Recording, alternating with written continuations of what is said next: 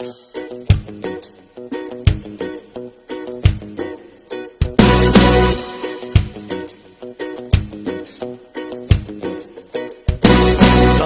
pasal cha lenu sel chan ha nai thang in thut chan slow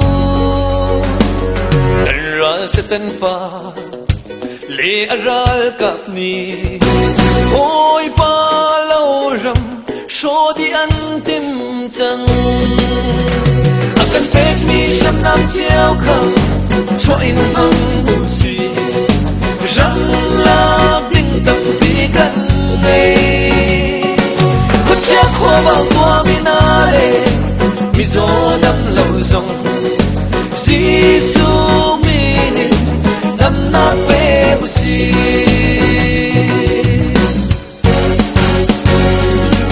tu hi khat la kha dau cha na slow kan ra se tan dau si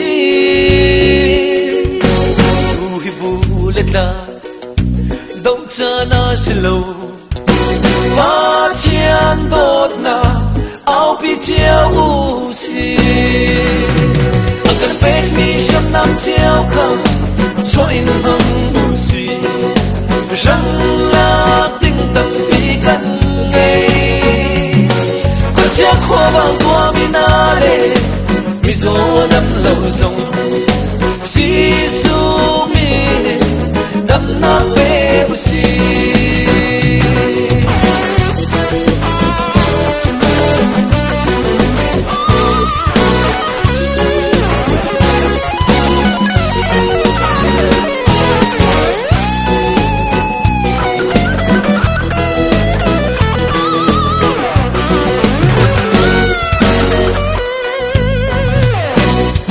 azum tu na tu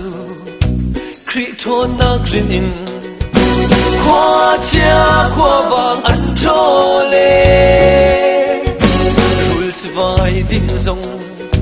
ăn dây ấp quay lâu mi zo đâm lâu cha đâm na căn si ăn cần pek mi sham nam chiao kham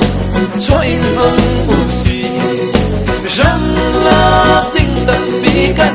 ngay con chia khoa vào tua mi na le mi zo đâm lâu rong Giêsu mi nin đâm na pe bu si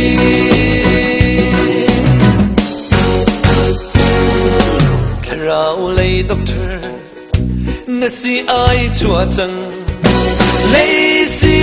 ai kan her ti lo tharau lei ral boy namu câu tum chang kan dai khan cha ram ma rok ti chang akan pe mi sham nam chiao kham cho in hang u si răng la ting tâm pi kan ngay con chia khoa vào tua mi na le mi zo đâm lâu rong Giêsu mi nin đâm na pe bu si